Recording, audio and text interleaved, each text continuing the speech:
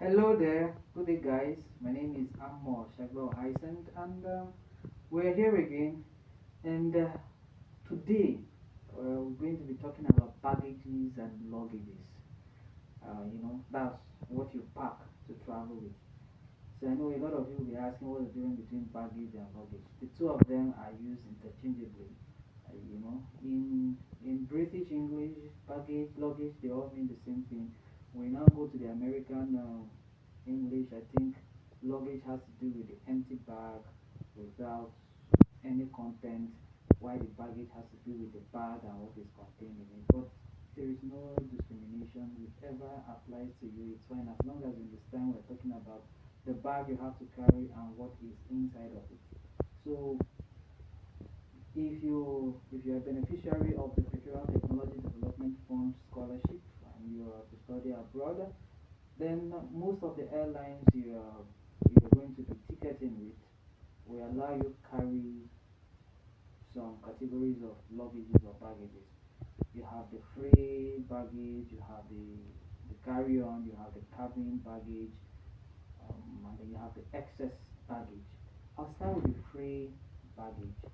The free baggage, you are entitled to carry two free baggage, each weigh not more than 23 kg. So you have 2 multiplied by 23 kg. So as a scholar, by the time you have this entitlement to two free baggages, each weighing 23 kg, one bag is supposed to carry your clothes because you're going to a different environment, and most of the international countries you have to visit have colder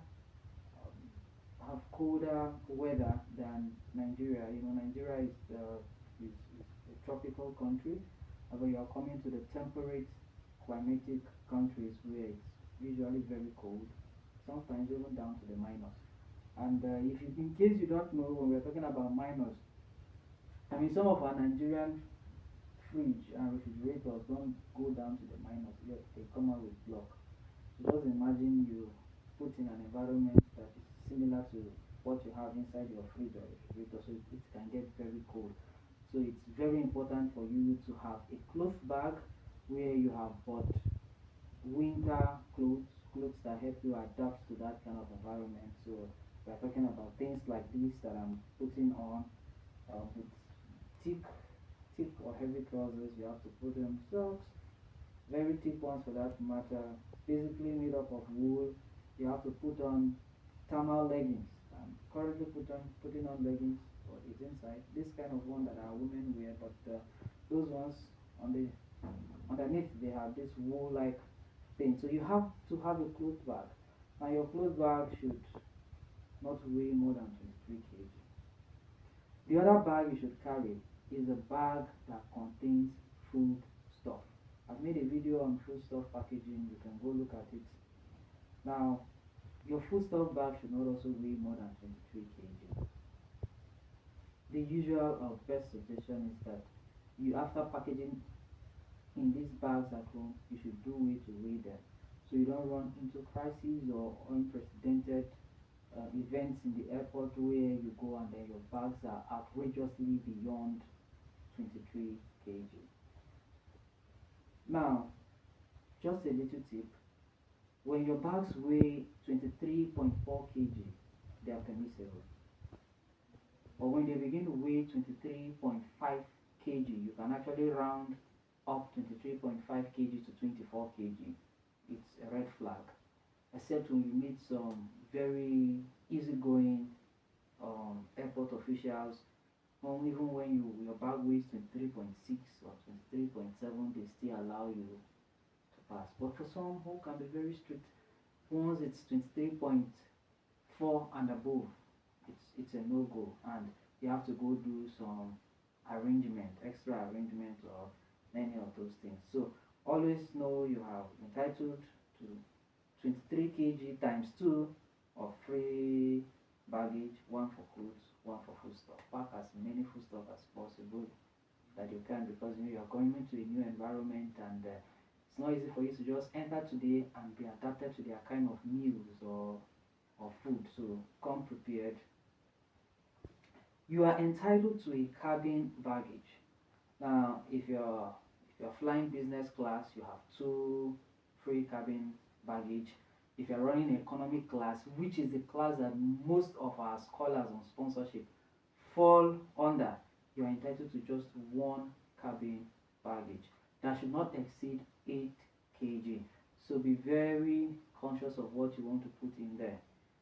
And before going to the airport, please dress from when you are leaving your home to the airport like you are already in the place where you are going to. If it's cold, don't say somewhere along the journey you are going to change over. No, you may not have that luxury of time, especially when it's connecting flights. The time differences and all, by the time you arrive in one destination and you have to get yourself sorted out to board the next plane, there is no time for you to say you want to go and change.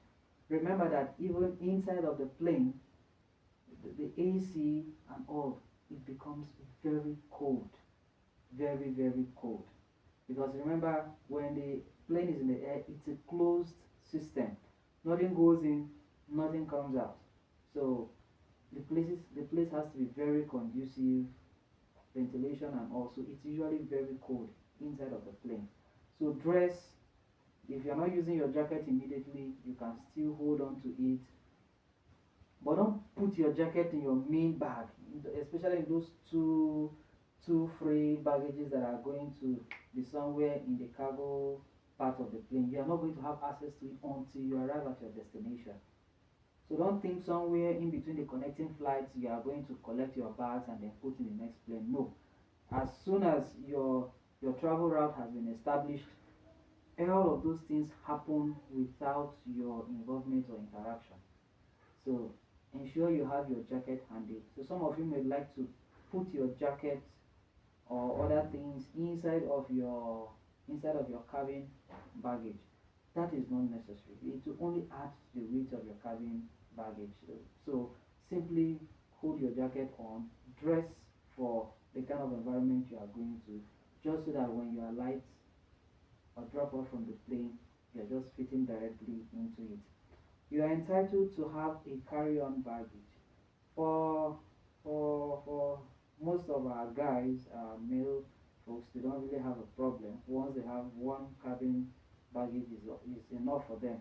But for our females, they often love or like to have a carry-on baggage, a small handbag that has one or two accessories that they would like to make use of. So just know you have another carry-on. But be very careful. Your carry-on should not be weighing the same thing as your cabin baggage. The two should not be of the same size or carry the same thing. You can just get something smaller that is conspicuously smaller than the cabin baggage, so you can play around it with whatever you have to put inside of it. The basic thing is to ensure you carry enough things as possible. So your carry-on together with your cabin baggage should not exceed 13. At least from my own experience, I was told it shouldn't exceed 13, because somewhere beyond that they were telling me it's a no-no. So ensure that both of them should not exceed something of 13 or 14 kg by the time you combine them together. Always ensure, as a very important tip, that you carry an extra bag with you. That is in the case when you are not weighing your free baggages at home. That is your two of 23 kg. If you're not weighing them at home, ensure you carry an extra bag with you. In my own case, I had one. My food bag was weighing 24.5 and my clothes bag was weighing 27.7, and then I had a cabin baggage. I didn't have a carry-on initially, but I had an extra bag in the clothes bag that was weighing 27.7. So I was almost buying, there was so much, I was almost buying an extra bag. Then it occurred to me that I had a bag in my clothes bag. So I reached out for that and brought it out.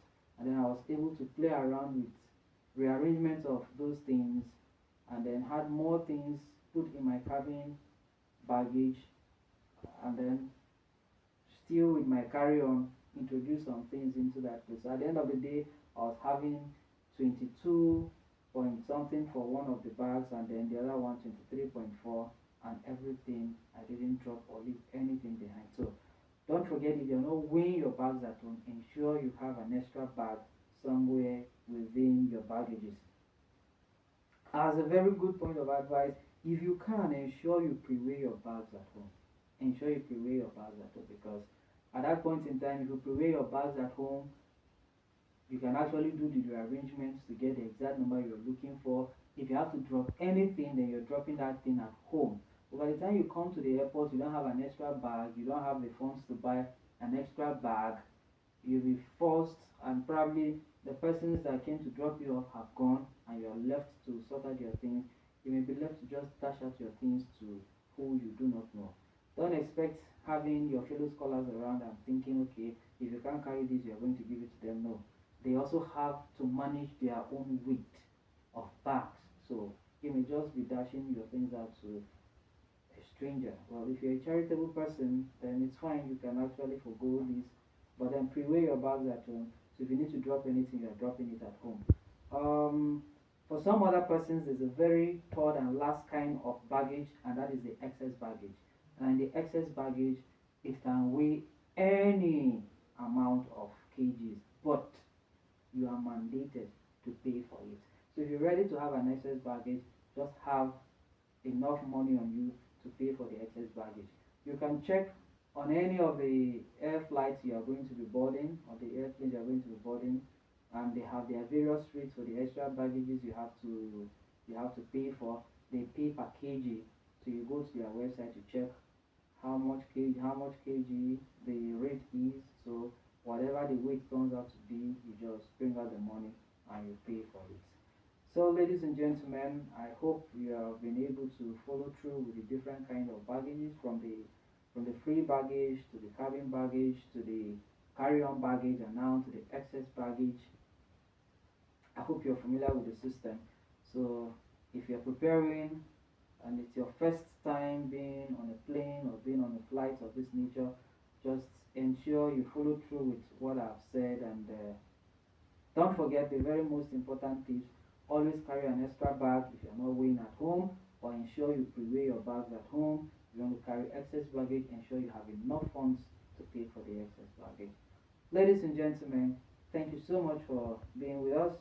Don't forget to subscribe, share, comment, follow through, share this with others who need the information. Thank you so much.